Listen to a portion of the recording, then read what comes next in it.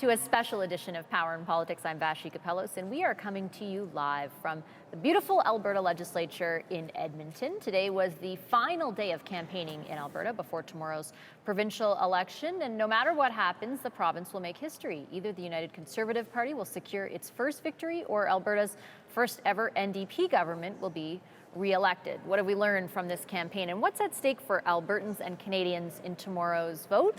Our Alberta panel is here to weigh in Calgary, Marcella Monroe of KTG Public Affairs, and William Macbeth next to her is with the Canadians for Democracy and Prosperity. And here with me in the legislature, Najib Jutt. Hi, everybody. Nice to see you. Hi, Vashi. Najib, I'll start with you. Sure. 700,000 Albertans, so half of the total number of Albertans who cast their ballot in the 2015 election have already voted. What are we, if anything, to read into that?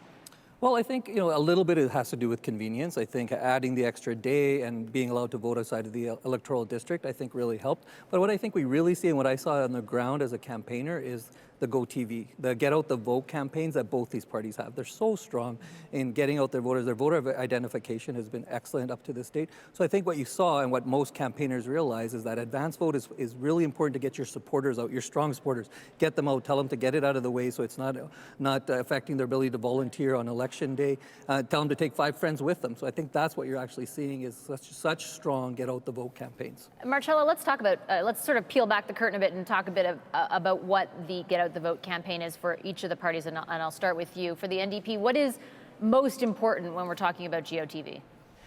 Well, I think certainly it's 100% true that on both sides, where you've identified your strongest support, you're going to try and get them to vote early. It checks off folks off your list, makes your E-Day organization a little tighter.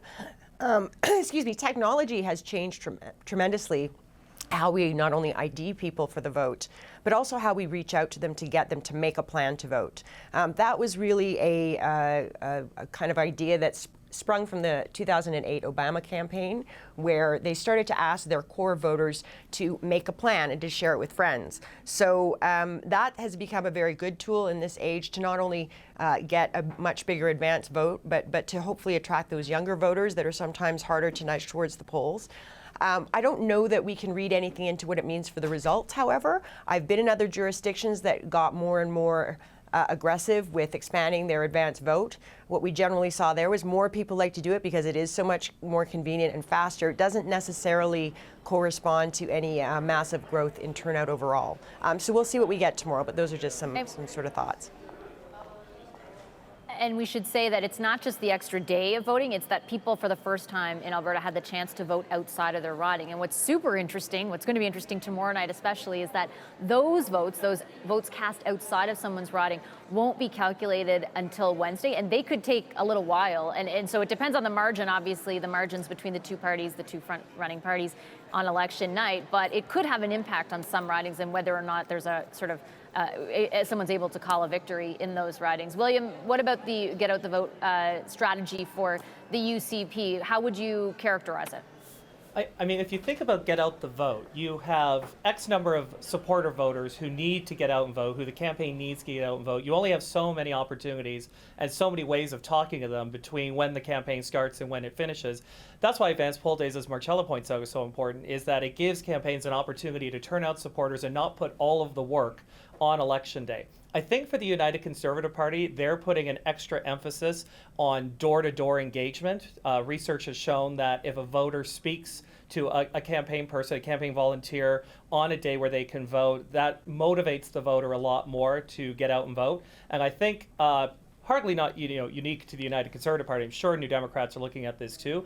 But we are taking the best practices, I think, that other jurisdictions have developed and applying them in this election. And I would agree. You really can't read a whole lot into how the advance polls have gone so far, except to say Albertans clearly seem engaged in this election. Najib, let me ask you about that engagement and how you think the tone of the election may have impacted it. We had Don Braid, columnist for the Calgary Herald, on earlier, and he's covered a bunch of elections. I covered a bunch here with him. He said this one is way nastier than previous ones. Do you think that's true? I think it's all relative. I mean, I think if someone from the U.S. is watching this, they're like, come on, man, this isn't nasty. This isn't nasty, right? So I think it's all relative. I think Albertans aren't used to this sort of campaigning, so it might seem a little bit nastier to them. But this is what the NDP does, and they do well, right? They want to make sure that they deflect away from the economy and jobs. They don't want people talking about that. So what do they want them talking about? Is this other party fit to govern? Is this other party fit? Is this leader fit to govern? They've been tied to homophobia and racism, and no one's saying that those things shouldn't be talked about, but they don't want to talk about jobs and economy, and Jason Kenney's doing the opposite thing, right? He's like, yes, those are concerns, I'm dealing with them, but really this is about jobs and economy. My party is the one this party has shown that they haven't gotten pipelines built, haven't done anything about jobs. My party is the one that's going to get these things done. We'll address the social issues as well, but right now this is the pocketbook before the social causes. Right. If let me ask you both, Marcella and William. I'll start with you, Marcella. If those are the two message tracks, one, the NDP hasn't done a good job on the economy. Two, Jason Kenney and the UCP aren't fit to govern. Which do you think? And I know you're both wearing partisan hats, but say you sort of tilt them to the side for a bit. What do you think is going to resonate and why? Well, I take a bit of issue with that. Look, I was at the final big campaign rally here with Rachel Notley in Calgary on Saturday. She is by no means not talking about jobs and the economy. In fact, most of that speech was about her very different view for how we're going to keep rounding this corner on the recession and get the economy back boosted again. But what she did say, and she was very clear, was she asked voters to take a look and see if they thought they could trust Mr. Kenney with all the scandal in the air. And so I think that's really what the NDP's message is. We know that the polls have been tightening up. I'm told by some of the pollsters behind the recent polls that we're now seeing male working class voters slightly switch towards Rachel Notley. So I think we're down, it's really a horse race down the stretch. And I think if you had said to anyone 6 months ago it was going to be this tight, I think they would have thought, you were maybe too deep into the new cannabis legislation. So I think it's going to be a pretty exciting night tomorrow. Do you think that's true, William? Do you think it will be tighter than anticipated? It's interesting. I would say that the New Democrats quite sensibly ran the campaign that they did because it represented for them the best opportunity to secure re-election. And as for the tone of the campaign, anybody who's watched a YouTube video in the last couple days has been bombarded by anti-Jason Kenney New Democrat advertising. So clearly they're betting on this strategy right to the end. I do think a counterbalance to that, though, has been its hardened support behind, for base supporters behind their two candidates. I think when you see an attack against your own candidate, you tend to retrench into that. As a result, I now think you've seen less and less poll movement in the last several days, and that those numbers have now hardened. And it's a clear lead for the United Conservative Party in Calgary, and I think that's what we're going to end up seeing on election night.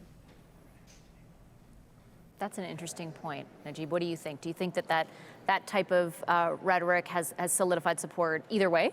I think it is, and I think that the people who are going to make their mind based on those issues has made up their mind. So I agree with that. What about the undecideds in this province, like people you talk to? What are they saying? I think they're still a big factor. And this is when the rubber hits the road. As a campaigner, this is when your voter identification, your door knocking, your phone calling, this is when it makes a difference. And this is also, I think, that we're going to really see that some of these ridings that either party's taking for granted in Edmonton and Calgary, they are going to be able to swing, right? Because let's say you have a weak MLA in Edmonton, right? The Alberta Party factor kicks in because it's not a question of if the Alberta Party takes votes from the NDP, it's how many in certain ridings and what effect that has, right? And it's the same thing in Calgary as well.